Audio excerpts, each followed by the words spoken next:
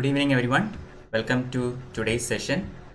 Okay, so we are continuing with the UPSC CSE. One second. We are continuing with the UPSC CSE Modern India NCERT History textbook, old one, and today is the lecture 5.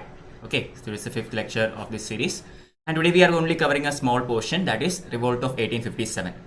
Okay, I will be taking some, I will be taking the revolt completely, and then towards the end of this session there will be a couple of questions from whatever I teach today. So see if you can answer them. Those are actually previous UPSC questions only, okay, from this portion. So rather than going by the textbook NCERT, I have added some more extra portions in this because the NCERT text in a prelims perspective, that is not enough. Okay, plenty of additional informations are also required for studying 1857 revolt. So for that purpose, in a prelims perspective, I have added some more points from other sources as well. But this is again, the basis is NCERT textbook only.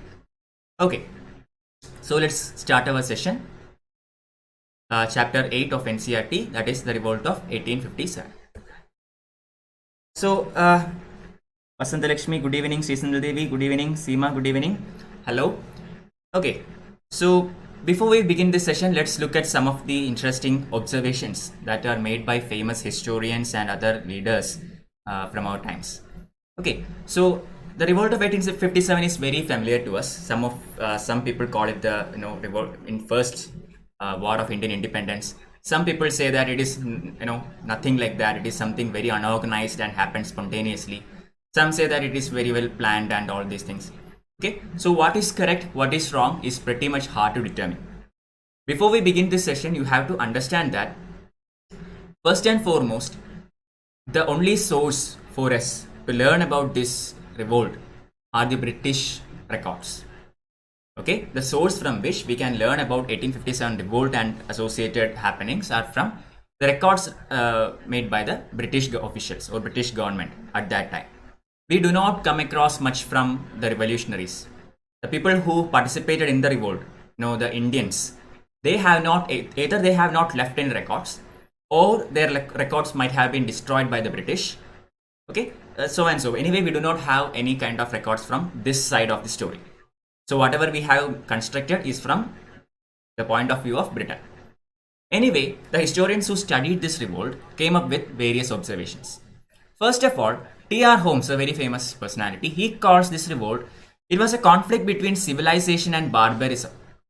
Okay, a conflict between civilization and barbarism. So this is a quote, could be asked for UPSC, who said so, etc., etc., or maybe useful for your UPSC mains, especially mains. Okay, so one thing that we can understand for sure is that the Indian historians will always support this revolt, while the British historians will call it a barbaric act or something very much monstrous or something like that. Okay, so here T.R. Holmes, not an Indian, so he has called it as a conflict between civilization and barbarism. Civilized being the British and barbarians being the Indians. Another interesting observation made by Benjamin Disraeli, is that it is a national rising. Okay, we can actually counter each of these points. Okay, is it a national rising? First of all, you should ask yourself, was it a national rising? Did the entire India rise behind a particular cause? No, right? I mean, you already know the story. So again, the question is, was it a national rising? Third one, and a very popular and much, I think, one of the most accepted views of revolt of 1857 is made by R.C. Majumdar. He says that it was neither the first, nor national, nor war of independence.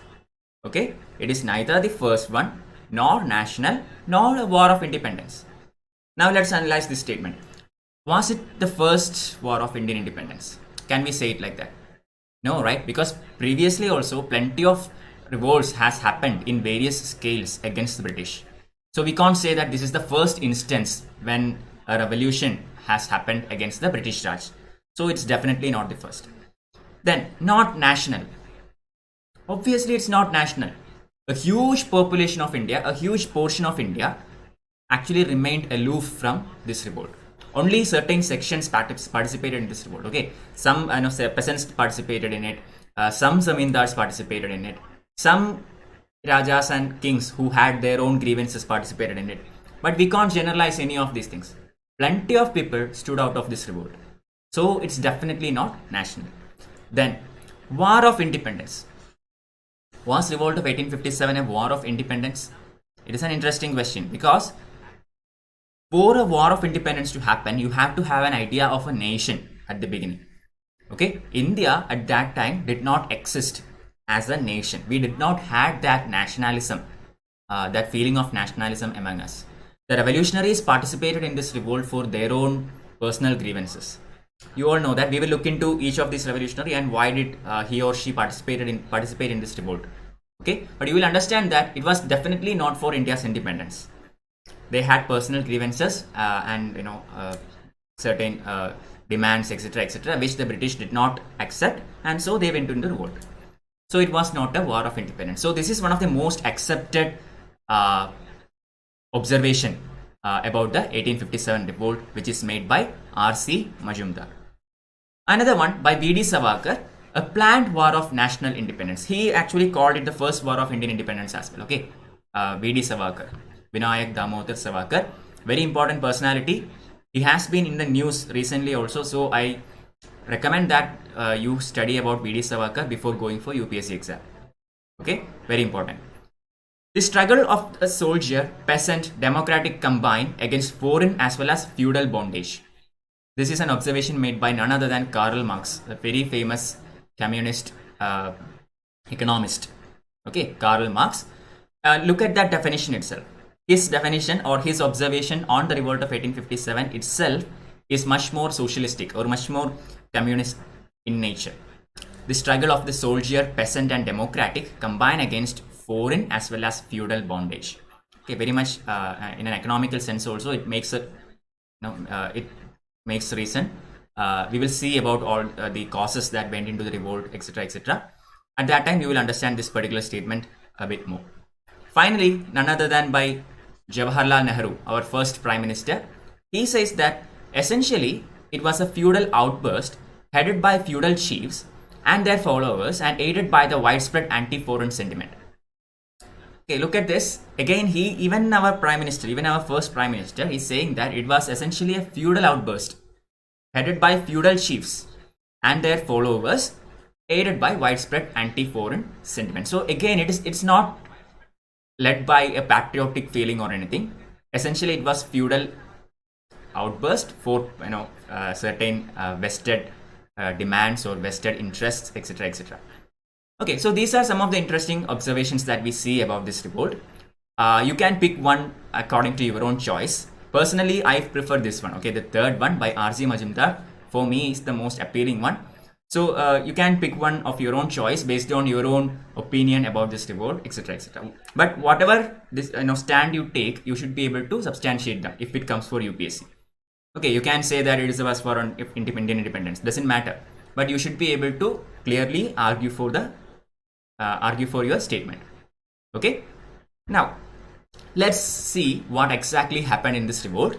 And hopefully by the end of this session, you would be able to come to a specific observation of your own. Okay, you might agree with one of the ones I showed you already, or you might come up with your own, observation or your own opinion of the revolt of 1857. So let's see what happened in 1857. Okay, good evening, Satya, welcome. So, as an introduction, okay, this is a very basic introductory slide. Don't worry if you can't follow this one because we are going to see each and everything in the following slides. I will finish this session by 6 p.m. maximum 6:15. We won't go later than that. Okay. So, revolt of 1857 is known to Indians or say in history under various names. Okay, some historians call it as India's first war of independence. Some historians call it the Sepoy Mutiny. Okay, why was it called the Sepoy Mutiny? Because it started, the first instinct or the trigger happened among the Indian Sepoys. Sepoys are whom? Sepoys are the Indian soldiers who are under the British command. Correct? So, the trigger for this revolt happened here and the mutiny started in the Sepoy camp in Barakpur. Okay, in Meerut. Okay, it started in Meerut. So, that is why it is called Sepoy Mutiny. Okay, nothing else regarding that. This is the only reason why it is called Sepoy Mutiny. But it is known to us in all these names. Again, it broke out in North and Central India in 1857 and nearly swept away the British rule. Okay, so look at the wordings in this particular point. It broke out in Northern and Central India. Unfortunately, we have to say that it actually confined to that place as well. It never came to the south. Okay, maybe some exceptions are there. Say, for example, some outbursts might have happened here and there in south also. But in general, the revolt which broke out in Northern India or the Central India stood pretty much there itself. Alright. It began with the mutiny of Sepoys. Then it spread into the civilian population as well. Plenty of peasants, artisans, soldiers, etc. fought heroically in this particular mutiny. Okay. So, and eventually it culminated with the Queen's rule. Okay, replacing English East India Company by the British Crown. Before going into all that, why did this revolt happen? Okay, I mean, it did not happen all of a sudden out of the blue. Okay, some reason might have been there behind the revolt that have triggered, a rebellion on this scale. Okay, so what are the causes?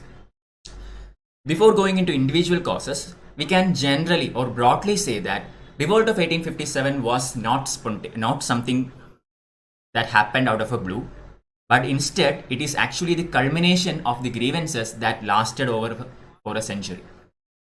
Okay, can we say that? Because British has been ruling India for a very long time. Okay, it already been about a century or even more. Okay, so the frustration and the desperation etc. of the Indian people who have been suffering under the rule of British Raj finally culminated or finally got expressed in the 1857 revolt. So it's not something that happened overnight. That we can be sure. Correct? The economic policies of Britain, administrative policies of Britain, the land revenue policies of Britain, all these were very much hindering India. Especially after the 1757 Battle of Plassey, I already explained to you that a one-way drain started.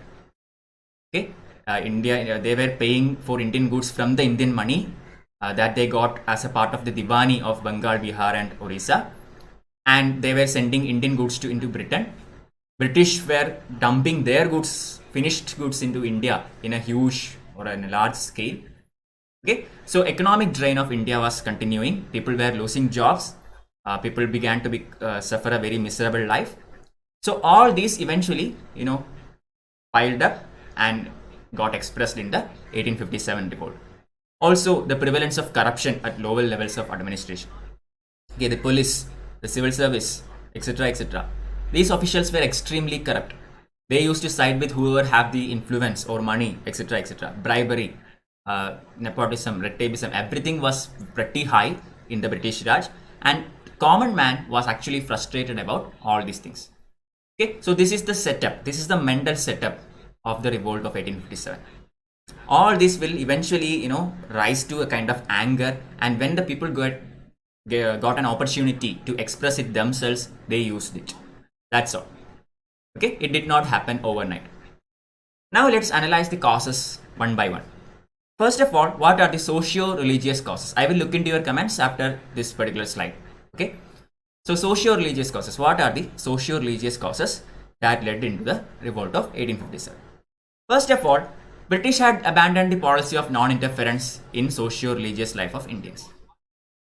Okay, so earlier, say when East India Company established their foothold in India, for quite a long time, they never actively interfered with India's customs or India's religious faith or anything. Okay, they were into trading. They wanted profit.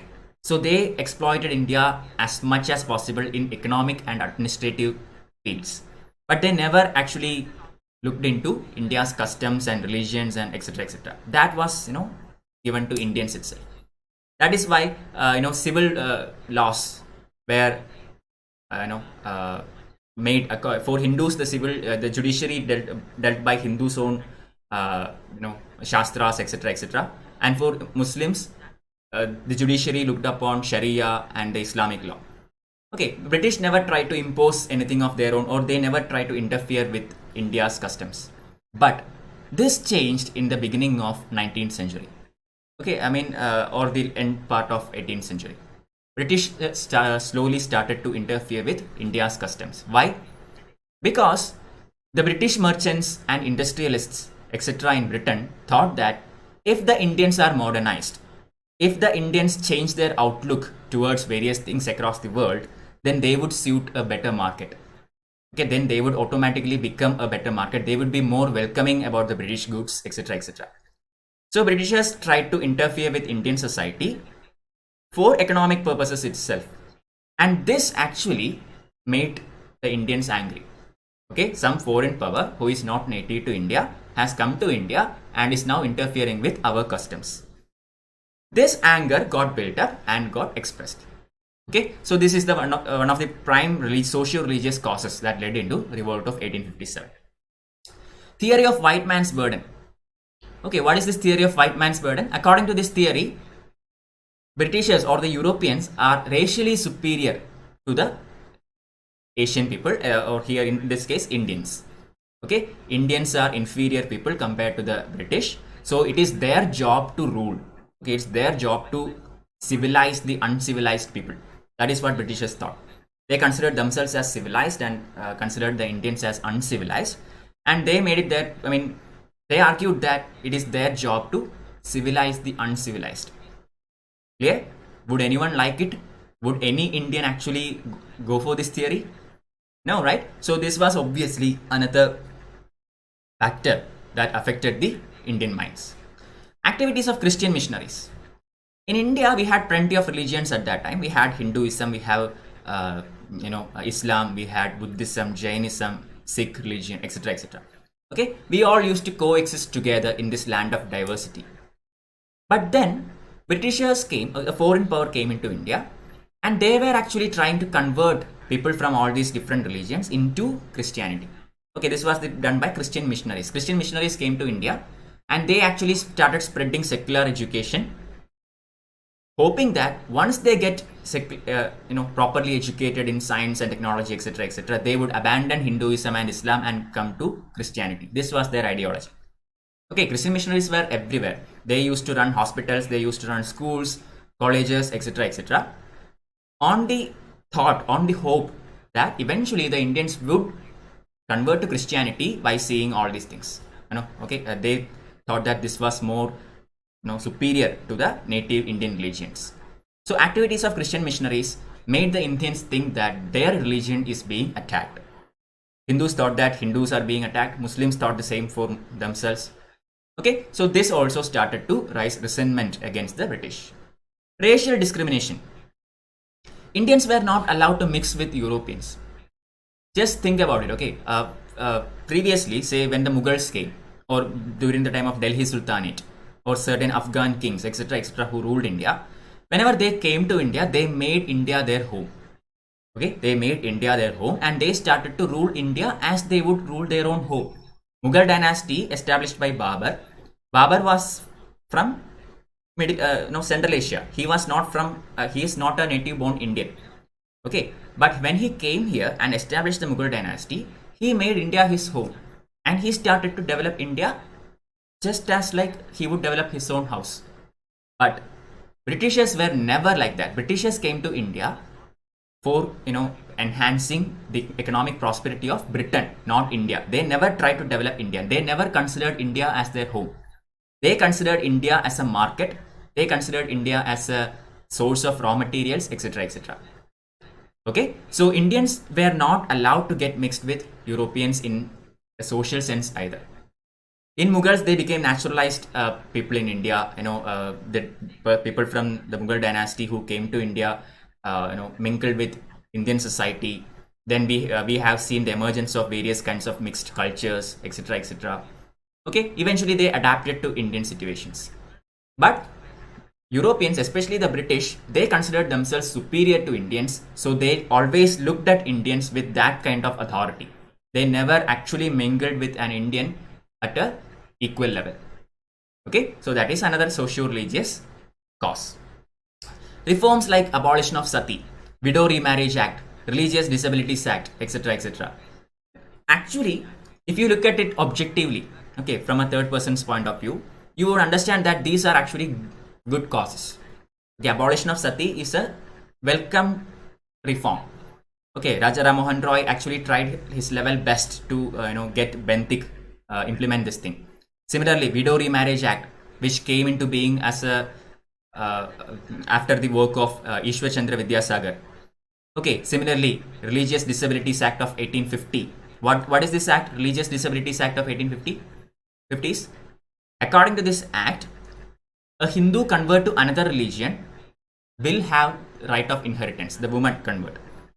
Okay, in Hinduism, the woman did not have the, once a woman or once a Hindu converts to another religion, he or she would automatically lose inheritance rights, etc., etc. Okay, he would be outcasted or something like that, and he would lose all the inheritance or ancestral property, etc., etc. But according to Religious Disabilities Act of the 1850s, a convert will have the right to inherit the property, especially in case of women. In Hinduism, this was not the case. Women did not have property rights, ancestral property rights.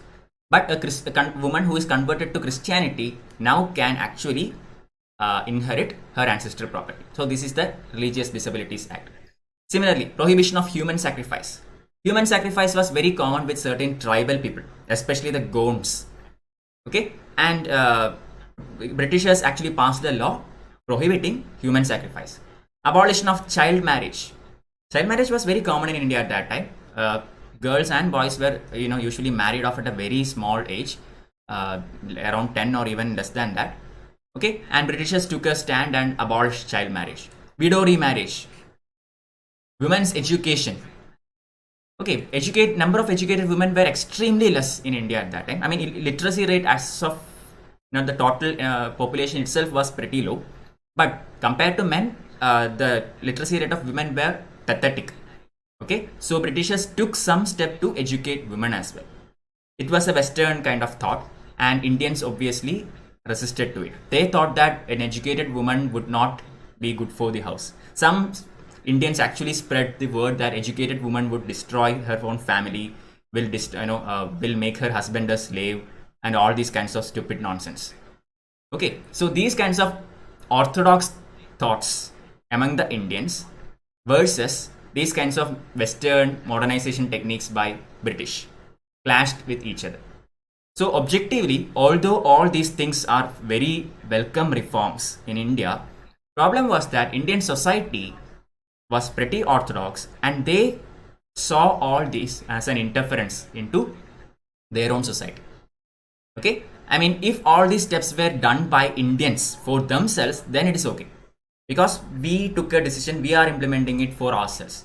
But this, some foreign power came to India and is imposing certain laws into the Indian society. That is how Indians saw it.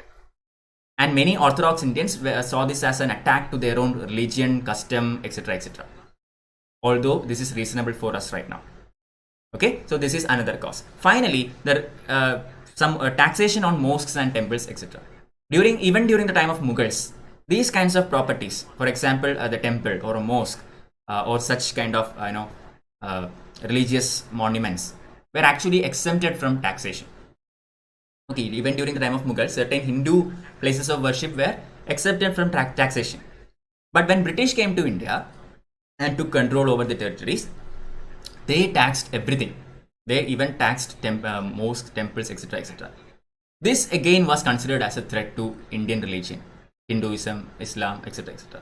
I have to say this because when the Christian missionaries came to India, the British officers actually helped them financially, actually helped them use for militarily, etc., etc. Okay, some the missionary activities were actually objected by Indians at certain places. Britishers actually helped these missionaries by sending military. Similarly, funded a lot of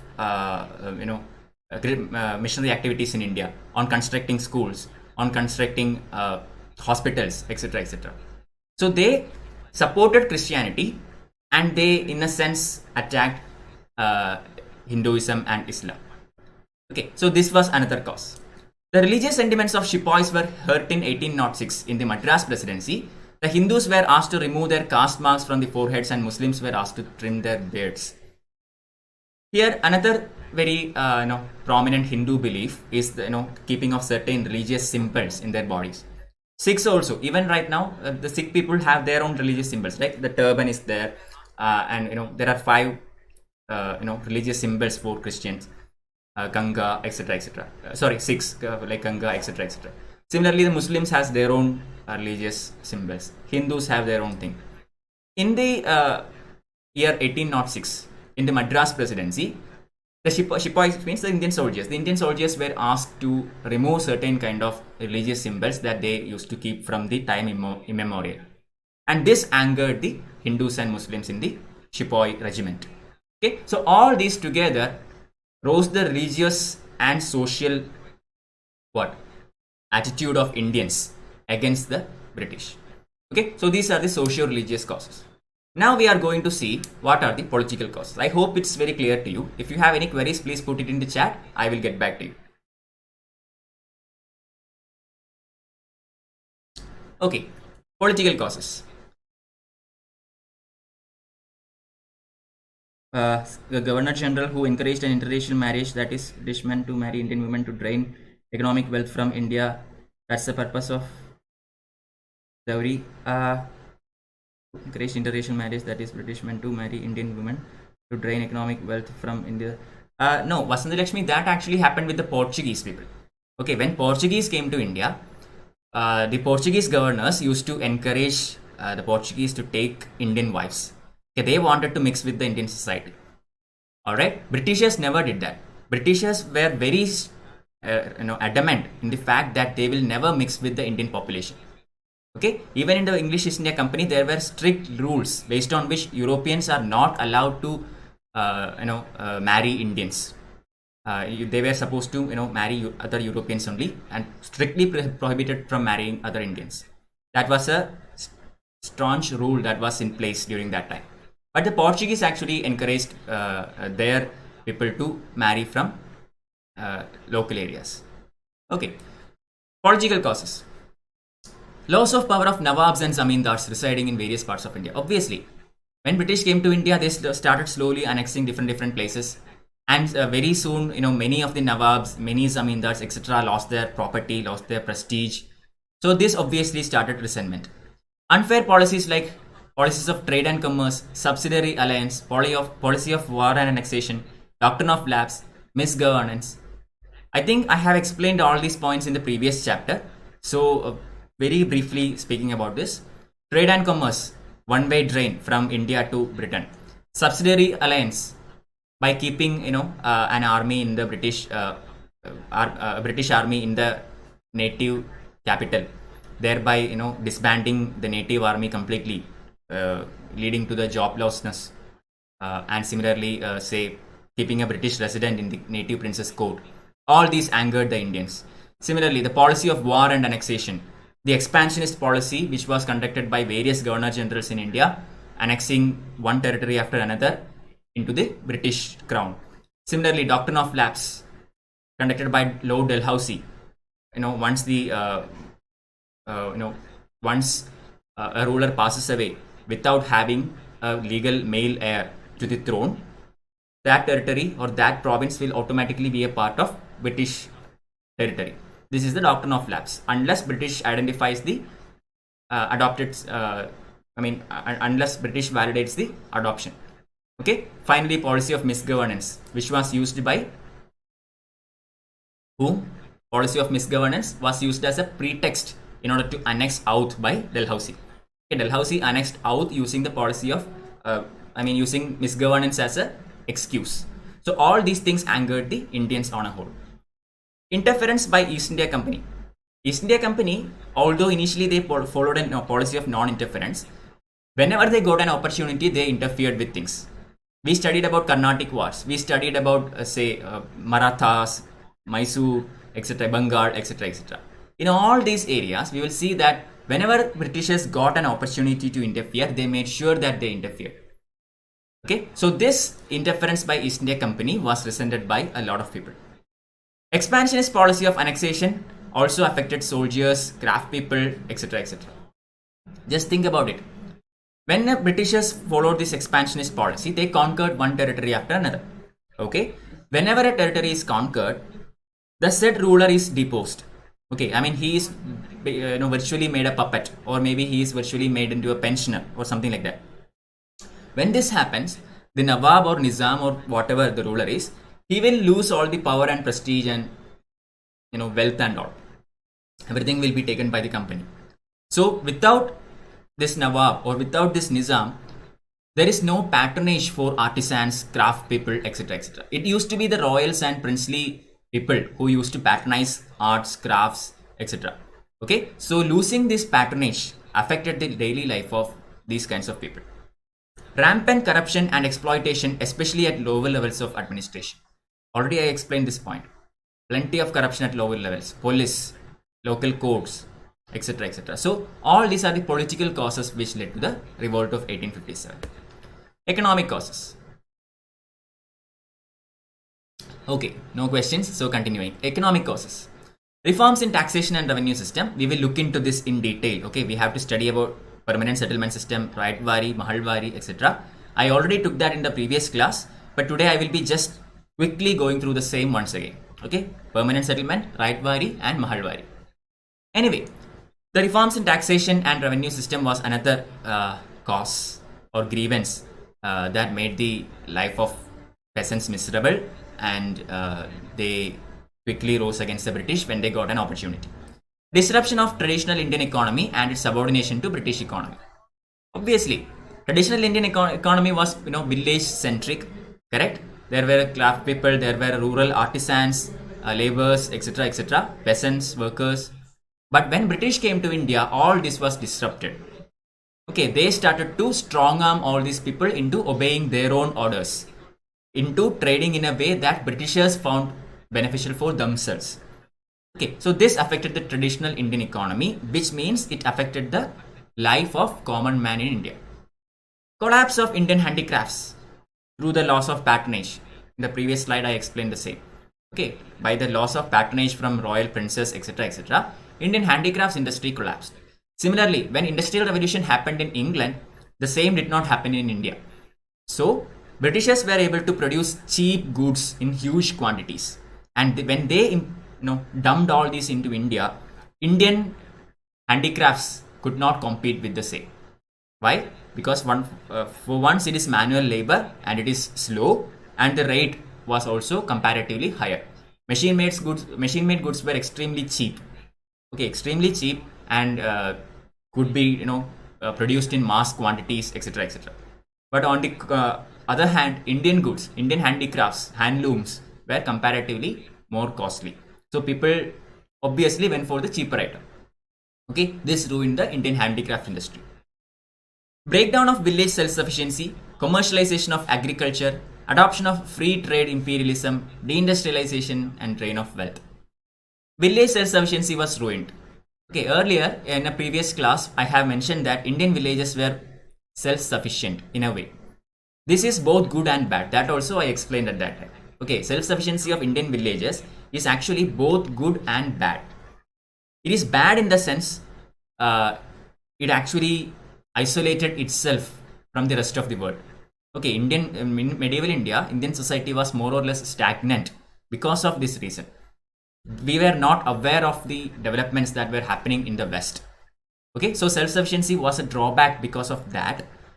But it was a positive factor in the sense that they could afford to live a life from whatever they produce. They did not have to depend on another source or another power or anything. Okay, I mean, for some trade, etc., etc., it's there, but in general, they could survive on their own. Okay, commercialization of agriculture. Commercialization of agriculture in the sense, earlier the farming were mostly done for subsistence. Okay, commercial farming was also there in a smaller scale. Okay, the surplus used to be given as taxes or say sold in the markets, etc., etc., for regions which are which have less produce, etc., etc. But when British came to India, rather than allowing the Indians to continue with the subsistence farming, or rather than allowing them to continue with the food crops which are popular here, Britishers imposed certain restrictions into Indian agriculture. For example, indigo. Okay, they wanted indigo to be cultivated more, so they imposed indigo onto certain sections of peasants. Okay, similarly, certain crops which Britishers found useful for their benefit was imposed upon Indian agriculture, which led to the commercialization of agriculture, which ruined the traditional Indian agricultural system. Adoption of free trade imperialism. Free trade imperialism is good. I mean, free trade is good if both the countries are on equal terms. But here, India was always in the receiving end of say all the negatives of the trade. Okay, it was a one-way free trade. Britishers can get raw materials at very cheap rate. They can dump all the finished goods into India as they want without any kind of tariff or anything. But the Indian goods, when went to Britain, what happened? The Indian goods were imposed with heavy duties. Okay, so Indian exports were extremely costly, while European exports were very cheap. So this was a one-way free trade. We can't say it was a mutual arrangement. It was more or like imposed on India by Britain. So this was another negative. Deindustrialization. Yes, when industrialization happened in Europe, India got deindustrialized. Indian traditional industries, everything collapsed. Handicraft industry collapsed. Again, due to all these reasons I have already mentioned. Similarly, India's other traditional industries, say in textile or say in crops or anything else, everything went down. Okay, it was not just not industrializing, it's also that India got deindustrialized because manufacturing was taken over by Britain. The machines in England started to manufacture everything, and manufacturing in India began to come down. Drain of wealth. All these together caused the drain of wealth. Okay, when Britishers began to use the money that they raised from India to pay for Indian goods, it began to have a one-way free trade. Okay, this happened after the Battle of Buxar especially. Okay, heavy duties on Indian made goods, already explained. Annexation of princely states leading to loss of patronage. Low status of zamindars. Earlier zamindars were the prominent personalities in a locality, right? There is a zamindar, there are tenants and cultivators etc. working under him. So zamindar was the powerful personality. But when Britishers took over, zamindars also got subordinated. Okay, even they were forced to concede to the British demands. So loss of privilege for the zamindars also affected the India economically, in the sense zamindars used to buy luxurious goods. They used to buy large quantities as wholesale etc. etc. So when zamindars lost their power in the society, they became less and less wealthy, and this affected Indian economy as such. Now we will see the three kinds of land revenue system which was placed on India by British, and we will see why all these together led to the resentment of peasants against the British Raj. Okay, first one is permanent settlement. Permanent settlement I discussed already in the previous class, so I am not going into depth regarding this one. Simply, in a skeletal form, permanent settlement system was imposed in India by Lord Cornwallis. Okay, landlords or zamindars were recognized as the owners of the land. I think you already know this. Earlier, tenants or the cultivators also had some kind of right over the land, because they cannot be evicted from the land as long as they paid the rent. Okay, but right now, the entire property was given to the zamindar, and they had hereditary rights of succession in these lands as well. Okay, now it is entirely given to the zamindar and his family. Similarly, zamindar's proprietorship would stay as long as he paid a fixed revenue at the set date to the government. This was also there. The zamindar can have that land forever as long as he paid the fixed revenue to the East India Company. Okay, but if he do not pay the said amount on the said date, what will happen? There is something called a sunset clause. Sunset clause means immediately by the sunset, the said land will be auctioned off to someone else, at whoever gives the best bid for the auction. Okay, so this is another feature of permanent settlement system. The amount to be paid by the landlords were fixed. Already I have mentioned this. This was the prime or the core of permanent settlement system. Okay, the revenue was fixed. So how much you have to pay is already known to the zamindar, already known to the tenant. Okay, so this was actually implemented to avoid the confusion on what would be the rate or how much should we pay in the next year, after 5 years, etc., etc. So there was no exact rate chart or anything at that time. So by using permanent settlement system, British actually fixed the revenue to be collected into something. So always the same amount will be collected by Britain. The zamindar has to pay that amount only, the tenant have to pay this amount only. Okay, the amount was fixed at 10/11th of the portion of the revenue of government, and 1/11th was for the zamindar. So the zamindar can collect any amount that he wants on the condition that 10/11th of his collection will go to the company, 1/11th can be used for his own expenses. Clear? Zamindar also had to give the tenant a patta which described the area of the land given to him and the rent he had to pay for the landlord. So zamindar in advance has to give him a patta. Patta means it will have all the a description of the area, similarly the rent which has to be paid, etc., etc. It's a written kind of document. Okay, this has to be given in advance to the tenant. So this is the permanent settlement system. This system would have worked if the revenue demand was not so high. Okay, because the Britishers, according to this permanent settlement system, you cannot increase the tax. This is fixed forever. Okay, so because this is fixed forever, Britishers fixed it at a very high rate.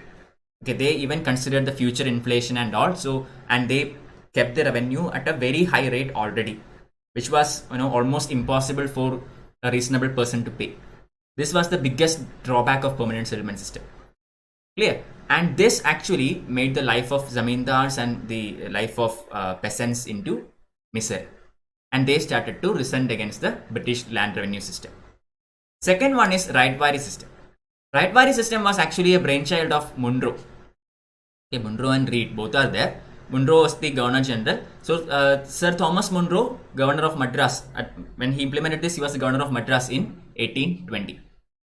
This was practiced in Madras and Bombay presidencies as well as Assam and Coorg provinces. So this is also important. Where is this particular kind of land revenue settlement implemented? Okay, which region of India? So Wright-Warrior system is actually done in Madras and Bombay areas and along with Assam and Coorg. Okay, here peasants or cultivators were regarded as the owners of their land. So no intermediaries. Okay, no zamindar. Okay, why was this system implemented in the first place? This was implemented in South India. That is very important. Okay, this Assam and Coorg is there, but primarily it was introduced in Madras province. Why? Because in South India there was never a system called zamindari. Okay, so there was no zamindar in South India to whom Britishers can ask to collect the rent and pay them. So instead of trying to implement the zamindari system there, Britishers thought that we can directly collect from the peasants. So for that purpose, the cultivators were regarded as owners of their own land. Okay, the taxes were directly collected by the government from the peasants. Rates were fixed at 50% in dry land and 60% in wet land. Look at the rate. This is the major issue. 50% in dry land, which means if the peasant is able to produce, say, a total of 1,000 rupees equivalent of production, then 500 will go to Britain. 50% is taken away by the government. Such high rates in dry land. In wet land, it is 60%. So this was outrageous kinds of demand, tax demand. Okay, so this was the main reason why it was resented. Similarly, the rates were high, and unlike in permanent settlement system, they were open to being increased in the future. In permanent settlement system, the rates were very high, but it was fixed forever. It will never increase. That was the promise. In Wright-Warrior system, the rates are already high, and it will be revised in the future. It is not fixed forever. It will be revised in the future also. So this was pretty outrageous from a point of view of the peasant. Okay, here there were no middlemen as in zamindari system, but since high taxes had to be paid only in cash, they had to go to money lenders. Okay, in Wright-Warrior system, taxes were collected based on cash, only in cash actually, not in kind. Before British, during the time of Mughals or say Delhi Sultanate, etc., taxes could be paid through cash or in kind, which means you can actually pay the tax, in terms of grain or in terms, rice, wheat, etc., etc. But when Britishers took power, they made sure that they collected not in kind but in cash only. So this was another major, miserable clause as far as the peasants are concerned, because they have to sell it and then they have to get the money, and that money has to be paid. So usually this does not happen in a rate that you want, in a rate that a peasant want. So they will have to obviously go to money lenders, and money lenders will give money for the peasants, which they will give to the British. But the problem is money lenders, used to, do cheap tricks, and because of their greed, they will impose heavy interest rates, etc., which the peasants are unable to pay. And eventually this land will be taken over by money lenders, or the peasants will become extremely in debt and have a very miserable life. Even right now, peasants are taking loans from the bank and all, and even with at a smaller rates, peasants are unable to pay it back. We have seen plenty of cases where peasants used to commit suicide and all, right? And we have seen such rebellions, such protests happening in Delhi and all. So here the system was even more cruel in Raitwari areas of Madras. Okay, finally the last one, Mahalwari system. Mahalwari system was a land revenue system which was introduced by Lord William Bentinck. Okay, William Bentinck is one of the radical Governor Generals of India, and he implemented Mahalwari system. Mahalwari system is basically Zamindari system. Okay, an improvised version of Zamindari system. It's not entirely different. Clear? This system was introduced in Northwestern Frontier Province, Agra, Central Province, Gangetic Valley, Punjab, etc., etc. So these are the areas chosen to implement Mahalwari. So here, both the Zamindari features and Raitwari features are clubbed together. How? We will see. This system is divided the land into mahals constituted by one or more villages. Okay, the entire region is divided into mahals. Okay, mahals or villages. Each mahal will have one village or multiple village together. Okay, mahal is the basic unit of revenue collection as far as a Mahalwari system is concerned, and tax is assessed based on mahal. Okay, so every individual within that mahal has to pay a certain amount to the headman of that mahal, and this headman will together pay the amount to the British. Okay, so irrespective of how much an individual peasant can pay to the headman, all the British care is that the headman will pay them a particular amount at the end of the year.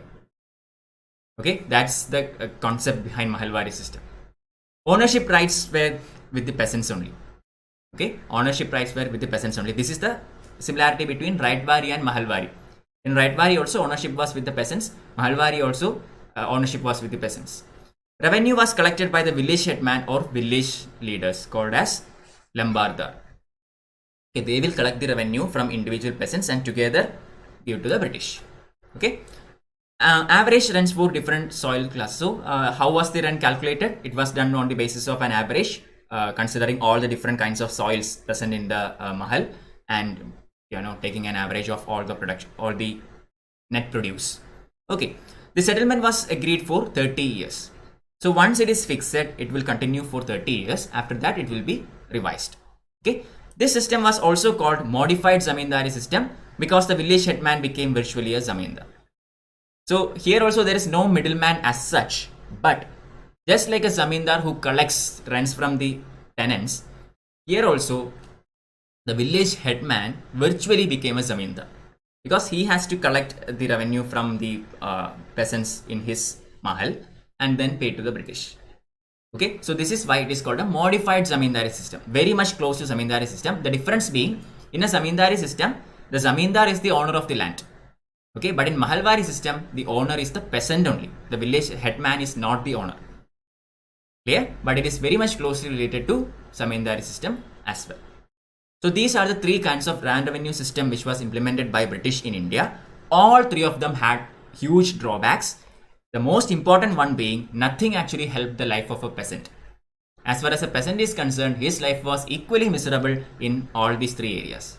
And he started to, become angry towards the British Raj, and his resentment eventually culminated in the peasant participation in the revolt of 1857. Okay. Alright, no questions. So continuing. So these are the three kinds of land revenue systems. Now coming back to the causes. Okay, the military causes now. Military causes actually, while talking about the Indian sepoys, You have to understand that Indian Sepoys were earlier, into the traditional Indian jobs. Okay, some of them were peasants, some of them were, say, traders, some might have been laborers, etc., etc., craftsmen, or say ironsmith, etc., goldsmith, etc., etc. So native Indian people were taken together and made into Sepoys, which means that each of these Sepoy will also know the misery of what is happening in the village side. He might be a British soldier, but he can relate himself to what is the condition of Indian people at that time under the British crown. Okay, so basically the Sepoys, or the British army of Indians, were peasants in uniform. Okay, at heart they were peasants. At heart they were Indians who could relate to all the sufferings and misery that is going on. But in uniform they are Sepoys. Largely discriminated against in terms of salary, pension, promotion, etc., etc. So British army consisted of two sets of people, Indian Sepoys against Britain. General Service Establishment Act of 1856. What is this? General Service Establishment Act of 1856. According to this act, Indians were the Indian army or the Indian Sepoys will be used for fighting in other countries as well, which means these people has to cross the sea. Okay, for example, if British is fighting in Myanmar, a regiment of Indian soldiers will be taken via sea to the destination. And according to Indian Hindu beliefs, once you cross the sea, you will become outcast. Okay, you will lose your caste status once you cross the sea. This is a religious belief in India at that time. Okay, and in this act, as per the General Service Establishment Act, Indian soldiers were forced to cross the sea. Okay, and this actually hurt the religious sentiments of Indian Sepoys, especially Hindus. The Religious Disabilities Act. Already I explained this in the previous slide.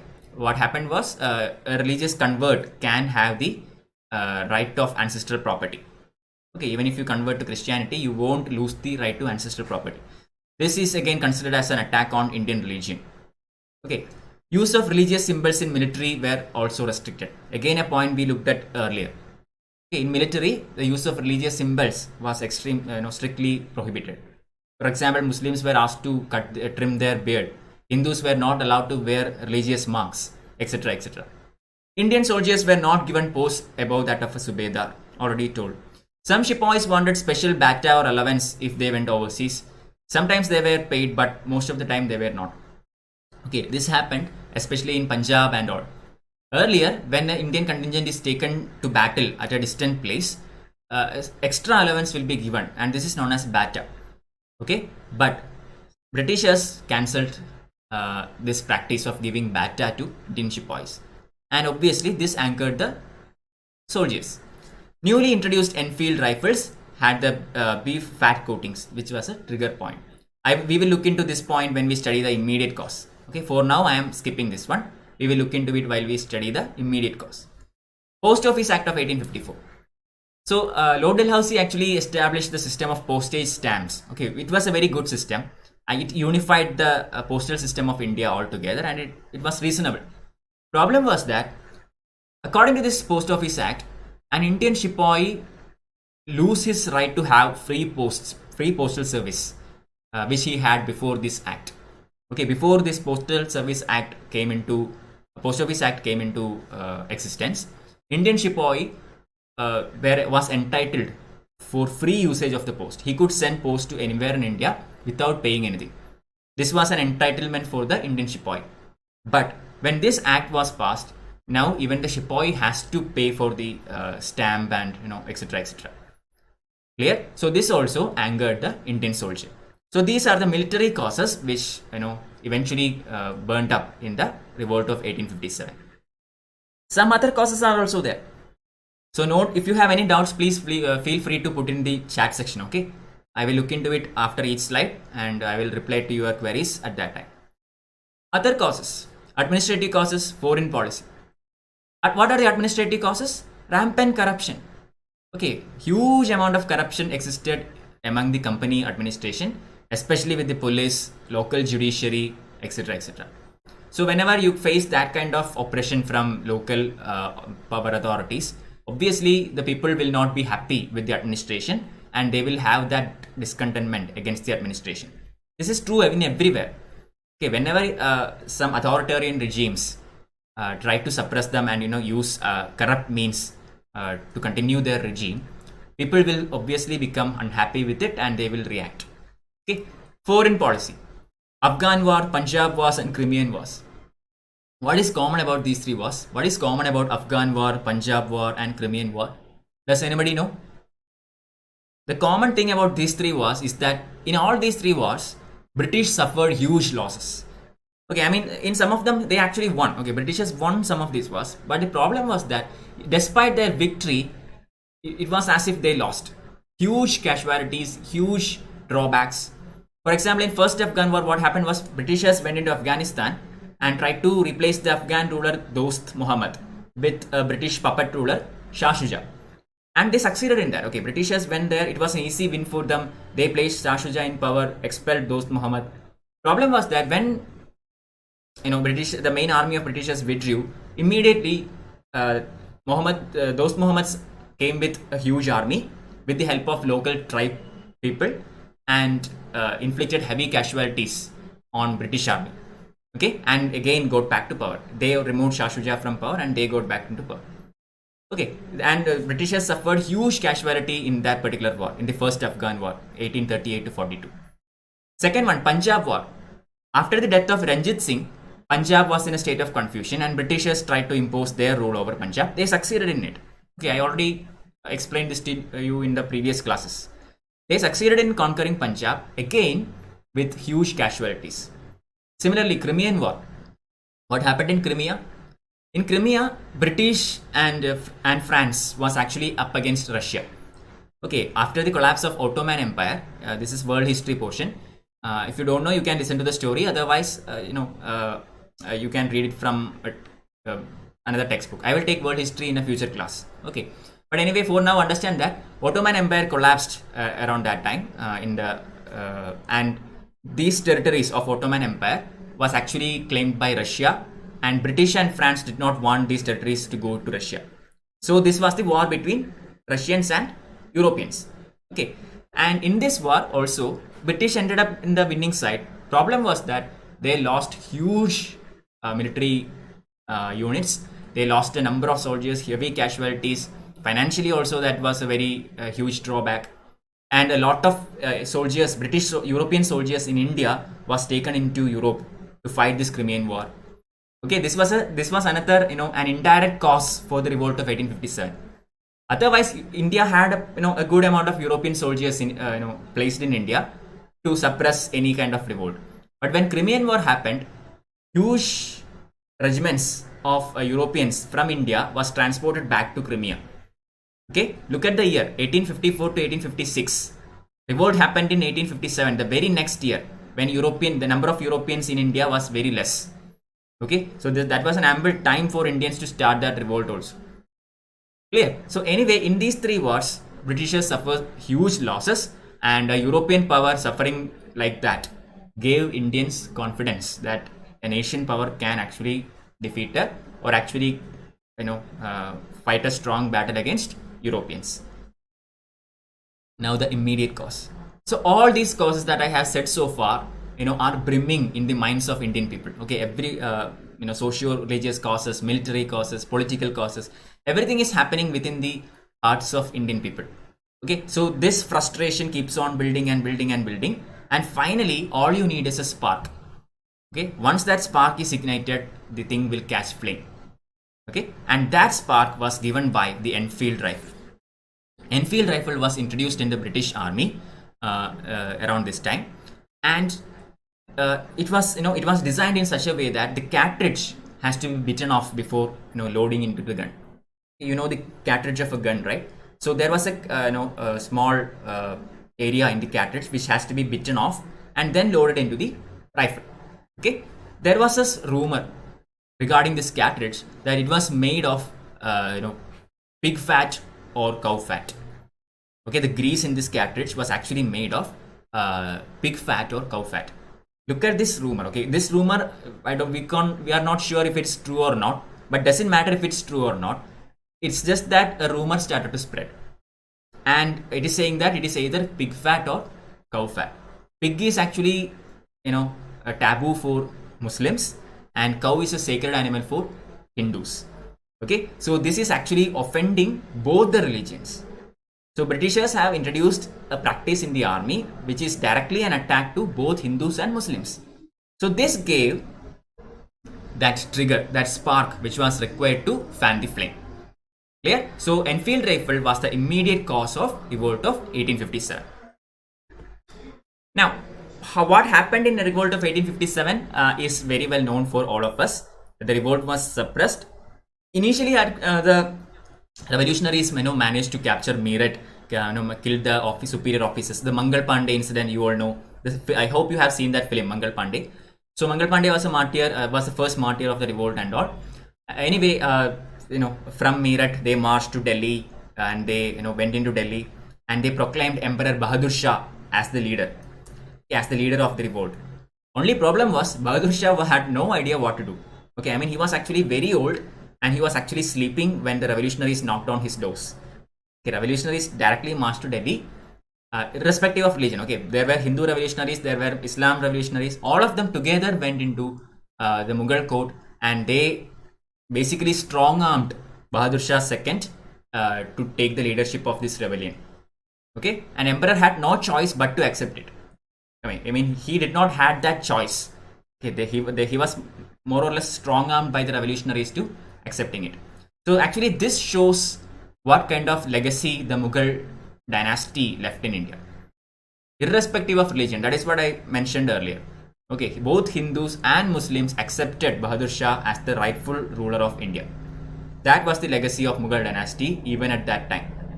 Okay, anyway, the revolt started, and it sprang up in various places. Initially the Britishers were very much taken by surprise. They lost many areas, but very soon, once they started to get hold of things, they posted very able generals to all these areas, and one by one they recaptured all this territory. There is a very famous remark by Europeans that Britishers had to reconquer the entire India again during the time of revolt of 1857, because when the revolt began, the English power was almost swept away from India. Almost. Okay, if it weren't for Indians betraying ourselves, maybe that revolt would have marked the end of British rule in India. But unfortunately, only a particular section of Indian society took part in this revolt, and the rest of them either did not take part or sided with the British. A huge number of Rajas, Nawabs, Nizams, etc. sided with the British. Clear? And the infighting among Indians, or the betrayal by the Indians, actually cost us the revolt and another 100 years of colonialism. Okay, but anyway, the revolt failed. We do not have to study the course of the revolt as such.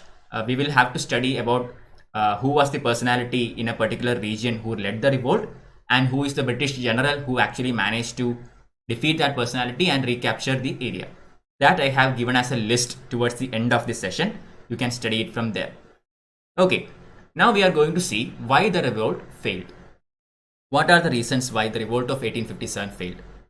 Number one, lack of a leader. I told you, Bahadur Shah Zafar was essentially sleeping while the revolutionaries knocked his door. Okay, and he was strong-armed by the revolutionaries into taking the leadership of this rebellion. So there was no clear-cut leadership, or there was no efficient leader who could lead the revolutionaries together into the revolt.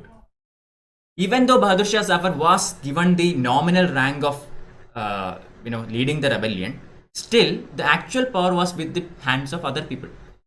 Okay, despite the emperor being in Delhi, the revolt in Delhi was actually in the control of General Bhakt Khan. Okay, General Bhakt Khan. He was the one who led the revolution in Delhi, although emperor was there. So emperor was more like a nominal power by that time. Okay, so there was a lack of a clear leader, led by hatred. This is also true. The only common thing that was there among the revolutionaries was their hatred towards British Raj. That's all. Okay, the revolt did not happen for some noble purpose or anything. Instead, the revolt happened because of the sole hatred towards British. There was no other uniting factor in the revolt of 1857. apart from the hatred. Okay, so this was another drawback. Lack of foresight and political perspective. Again, an important point. After this revolt, assume that you win the revolt. Then what? Okay, that was the question. I mean, what was the vision of India that was, that you had after winning this revolt? No revolutionary had that vision. Everybody wanted to revolt. Everybody wanted to fulfill their grievances. But after the revolt, how was the Indian political setup going to be? Or how should you plan the country? These kinds of things, these kinds of foresight was completely lacking among the Indian revolutionaries. Britishers had a proper agenda. Okay, they had this foresight, what they would do, how to implement this. All these things were, dotted down by the British. But Indians were completely, lacking that kind of vision for the future. Conform to selected pockets. Yes, the revolt was not of an all India character at all. This was, focused in certain important pockets, that's all. The three presidencies, Bengal, Bombay and Madras, these are the three presidencies of British Crown in India, or East India Company in India at that time. None of these actually really participated in the revolt. Okay, these regions remained mostly unaffected. Sikh soldiers did not take part in the rebellion. South India remained quiet. Punjab and Bengal were only marginally affected. So see the important areas in India, similarly this entirety of South India, etc., were remaining aloof from the rebellion. So this is why we cannot say that this was of a national character, because there was nothing national to it. It happened in certain minor pockets and it happened, that's all. Almost half of the Indian soldiers not only did not fight in the revolt but also sided with the Europeans. Okay, so the Indian sepoys who were employed by the European army, if they came together into the Indian side and fought the Europeans, they could have actually, implemented something else with the numeral superiority. Number of Europeans were extremely less in the army at this time, thanks to the Crimean War. Okay, so if the Indian sepoys came together and fought the Europeans, maybe things could have been different. But that did not happen. Plenty of Indian sepoys remained with the Europeans. They were loyal towards the Europeans. Why? Why was Indian sepoy not fighting for India but rather for Europeans? Because there was no feeling of nationalism at that time. Okay, there is no feeling of India. I mean, when India did not exist at that time, it was more like this state, that state, etc. But that lack of nationalism, number one. Number two, money. That's all they care about. Essentially, an Indian soldier at that time was a mercenary. Mercenary means what? Mercenary means a soldier who can be hired for money. Whoever pays him more, he will give his loyalty to that person. So here Britishers is paying him better, so he was being loyal to the British. I mean, when the revolt started, Britishers immediately tried to appease the soldiers and all by paying them or promising them higher salary, etc., thereby preventing them from joining the other side. Okay, so this was another cause. Poorly organized with no coordination. Okay, we do not have exact theory on how the revolt was planned, but prior to the start of the revolt, there are certain records stating that some in different parts of India, chapatis were distributed to people. Okay, chapatis and roses, etc., were distributed to people in different parts of India. I mean, this is more. I mean, there was no clear-cut ideal, or there was no clear-cut reason for doing this. But in general, people or the historians think that this could be a part of a conspiracy against the British Raj. There is no solid proof or anything, but such an event happened. Distribution of chapatis prior to the revolt of 1857. Also, the revolt did not start in entirety of India on the same day. If it was planned to happen on a particular day, it should happen on that particular day, but that did not happen. Revolt started in one place at one time, another place at another time, etc. So Britishers were able to, attack one place at a time. If it had started all over India at the same day, at the same time, then Britishers would be in a kind of awkward situation because they don't know, they wouldn't know what to do. But here, it happened on different days, on different timings, so Britishers could focus on one thing at a time. Clear? So this lack of organization and coordination was advantageous to British. Failed to realize the significance of the revolt. Indian revolutionaries although they revolted, they did not realize what is the significance of this revolt. What is the meaning of this revolt? For example, Nana Sahib. Okay, Nana Sahib revolted because he was not allowed pension of his father, that is Peshwa Bajirao II.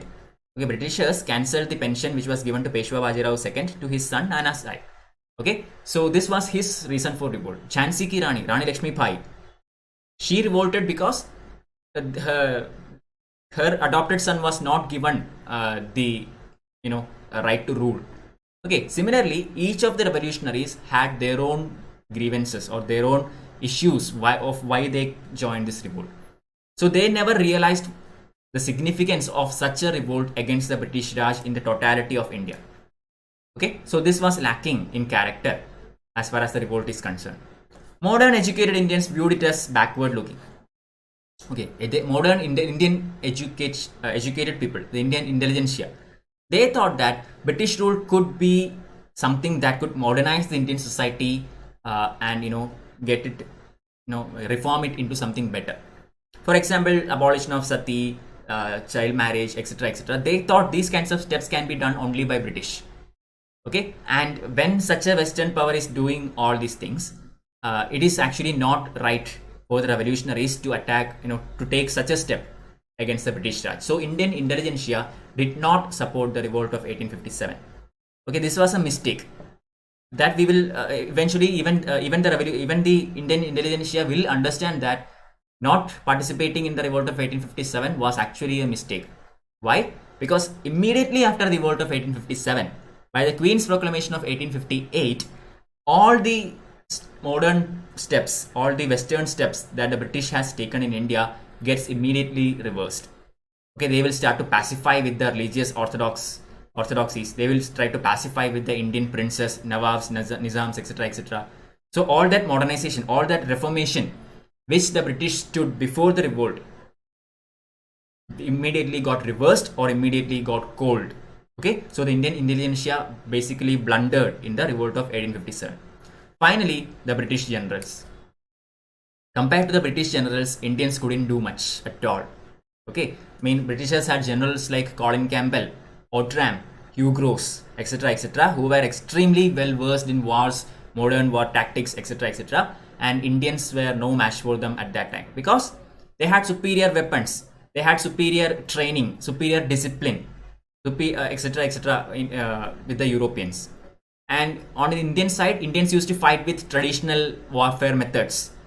I mean, the best the Indians could do was guerrilla tactics, that's all, nothing else.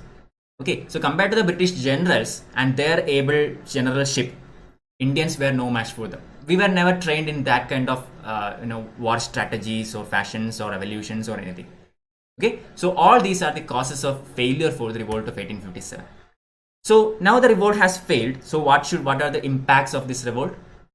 I will quickly go through this and we will end by 6:30. Okay, what is the impact? Zenith of exploitation in India, social, economical and political life of Indians. So this revolt came at a time when India was exploited at its best. And when the revolt was actually suppressed by the British using very cruel means, most of the revolutionaries were killed or hanged or whatever. Britishers started to make the life of Indians even more miserable. Okay, they never take a step back from ruining or exploiting India at all. Although they promised a lot of things afterwards, they never implemented it in practice. Shook the backbone of British rule in India and reorganization became inevitable. So this revolt actually made British rethink on its policies. Should you continue with the modernization? Should you continue with messing or interfering with Indian customs, etc., etc.? Okay, so there was a clear rethinking from the part of Europeans after this. They learned the lesson from 1857 revolt, which Indians did not for a very long time. Okay, proved the fact that English East India Company, which was basically a trading organization, was not efficient enough to tackling Indian administration.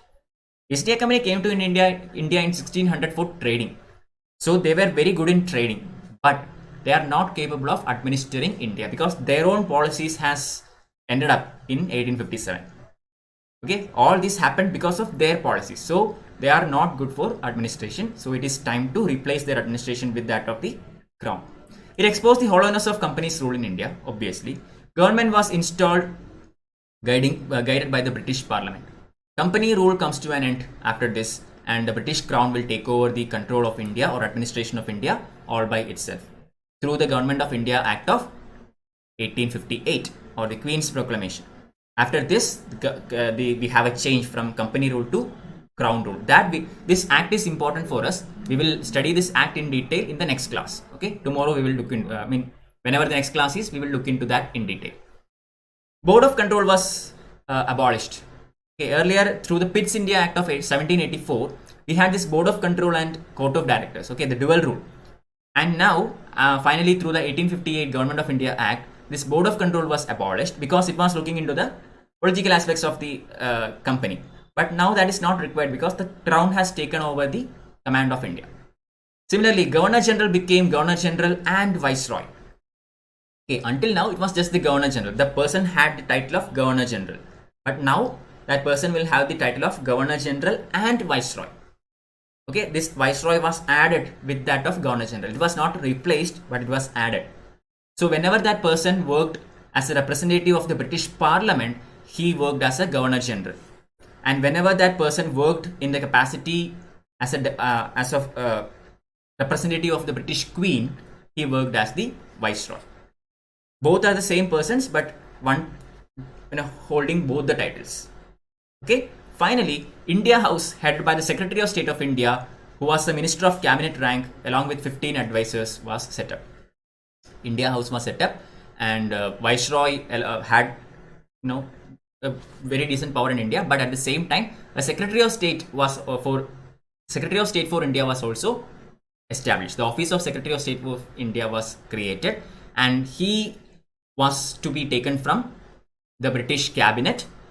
So that he will have a cabinet rank and all, and he is responsible for India. So he will be presenting everything regarding India's administration in the British Parliament. Clear? So from now onwards, we have a Secretary of State for India and a Governor General and Viceroy for India. So these are the impacts. Some more are there regarding provincial administration. Presidencies were administered by Governor and his Executive Council of 3, who were appointed by the Crown. Again, for prelims, very important. Presidencies. What are the presidencies? Bombay, Madras and Bengal. In presidencies, the administration was done by Governor and his Executive Council of 3. And all these people are appointed by the Crown. Very important, by the Crown.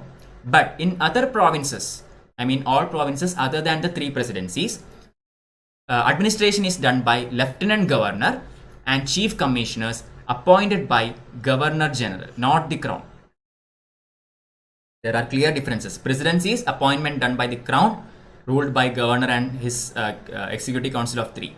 In all other provinces, appointment is done by Governor General and is ruled by a Lieutenant Governor and Chief Commissioners. Okay. Also, local bodies were created in plenty. Why? Because financial difficulty started to come up at the central level. So it was imperative for British to decentralize administration to some extent by promoting local government. Okay, so for financial decentralization, to avoid financial issues, Britishers have allowed some kind of decentralization in administration. Changes in the army. Okay, what are the changes that came into the army after the revolt of 1857?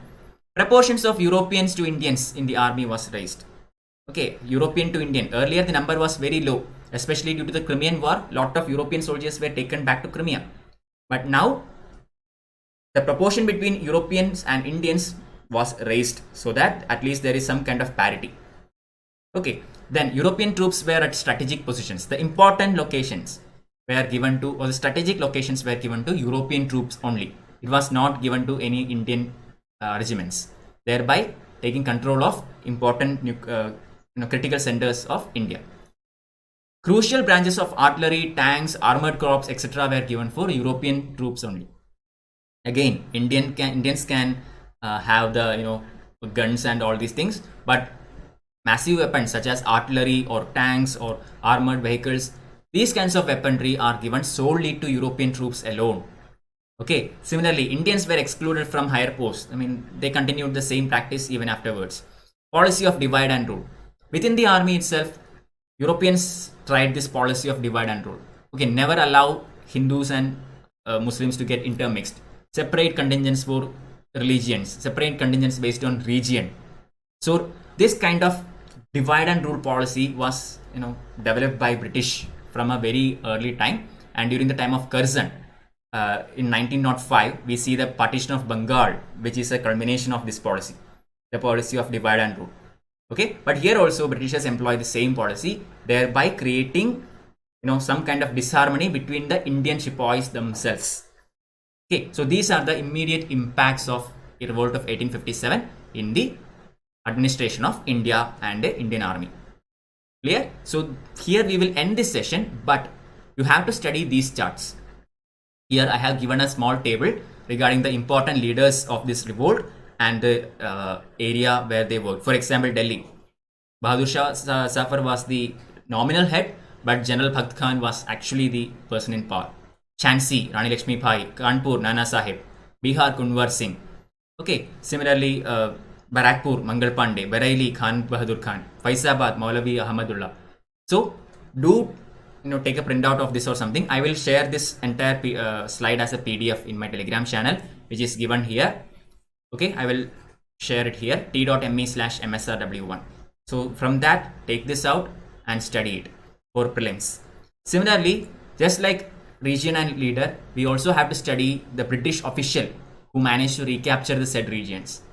Okay, it was because of these British generals, the Britishers managed to stay afloat despite such a large rebellion. Okay, so for example, at Meerut, it was General Habit. Okay, again in Jhansi, it was Hugh Ross.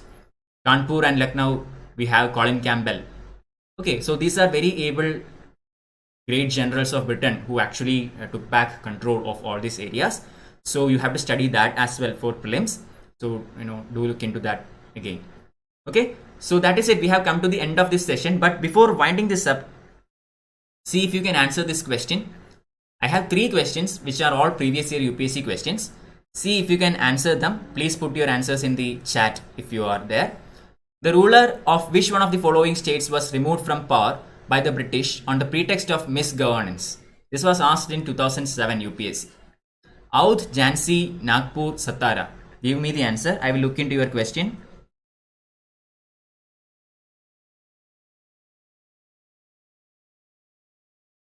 We had governors even before that. Okay, the governor, we cannot, lieutenant governor, maybe in today's sense we may say that, but we cannot, an equivalent position was there even before that time, even before 1858. But yeah, in the modern sense we can say that it was during the 1857 revolt that we had those positions. By the Queen's Proclamation of 1858 or the Government of India Act of 1858, that such positions were established in the modern sense. Okay, first question, yeah, correct answer, it is option A, that is Oudh. Another question that have appeared in the UPSC examination of 2014 from this part. What was or were the object or objects of Queen Victoria's Proclamation of 1858? 1. To disclaim any intent to annex Indian states. To place the Indian administration under British Crown. To regulate English East India Company's trade with India. Select the correct answer. This is the second question. I have not taken this proclamation in detail in this class. I will take it in tomorrow, the next class, whenever that is. But I think you should be able to tell the answer anyway. I hope you have already studied this. I have already taken classes previously in these areas using the new NCERT book. So can you give me the answer? Second question. We have only 3 questions. This is the second one. Queen Victoria's Proclamations 1858. Select the correct answer. What were the objects or objectives of the proclamation? Correct answer to this question is option A, 1 and 2 only. Okay, so to disclaim any intent to annex Indian state, this is true. Because after the 1857 revolt, Britishers understood that their policy of annexation was actually causing all the discontentment among the people of India. And annexing Oudh was a huge blunder. Why? Because the soldiers of Oudh considered that as an insult. Britishers had used the soldiers of Oudh to conduct battles everywhere else in India, against Marathas, against South Indians, against other parts in India. Okay, but instead of showing that respect to the people of Oudh, Britishers actually annexed Oudh. So the soldiers of Oudh became angered or unhappy with that kind of step and added to the resentment. So first statement correct. Second one, to place the Indian administration under British crown, obviously taken away from East India Company and placed it under the crown rule. So second statement is correct. Third one, to regulate East India Company's trade with India, no. Okay, nothing regarding trade. English East India Company, the trade of English East India Company was monopolized. It was a monopoly for a very long time, but that monopoly was taken away by the previous Charter Acts. Okay, but in 1857 Queen's Proclamation, it was nothing to do with trade. It had everything to do with administration. So third statement is wrong. So correct answer is option A, 1 and 2 only. Last one, which one of the following statements does not apply to the system of subsidiary alliance introduced by Lord Wellesley? This was a question in 2008 UPSC prelims. Option A, to maintain a large standing army at others' expense. Option B, to keep India safe from Napoleonic danger. Option C, to secure a fixed income for the company. And D, to establish the British paramountcy over Indian states. See if you can answer this. Last question for the day. Which one of the following statements does not apply to the system of subsidiary alliance by Wellesley? Any guesses? So I hope you know what subsidiary alliance is. Okay, Satya got the previous two correct. Very good. And the answer to this question is option C. Okay. Third question, correct answer is option C, to secure a fixed income for the company. Others are correct. To maintain a large standing army at others' expense. This is basically the idea of subsidiary alliance. Placing a company army within the native prince's capital. Okay. To keep India safe from Napoleonic danger. That is also correct. At that time, Napoleon was rising up, and India Britishers were afraid that Napoleon might start, taking over provinces in India. And to prevent such a French invasion, Britishers kept an army in the native king's palace. To establish British paramountcy over Indian states. Obviously. Okay, there is no question in this one. To secure a fixed income for the company, no. This is not the case. I mean, the regiment was actually paid by the native king only, but that doesn't mean company is actually getting an income or anything. Okay, the soldiers are paid by the native ruler of that particular state. That's the only condition. So third statement is wrong. All others are correct. So answer is option C. So yeah, Satya got all of them correct. Very good. So we have ended today's class here. Thank you for joining. This was a very quick session on Revolt of 1857. Tomorrow we will go back to the remaining chapters of NCERT old textbook. And tomorrow actually we are doing the MCQ session. And afterwards we will look into this one.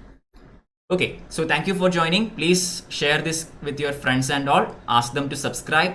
Please hit the bell button, and so that you can get notified whenever I schedule a class. Also, don't forget to like this class, like this channel, and subscribe to my Telegram channel also, so that you can get the PDF versions of all these slides. Okay, so thank you. Goodbye for today.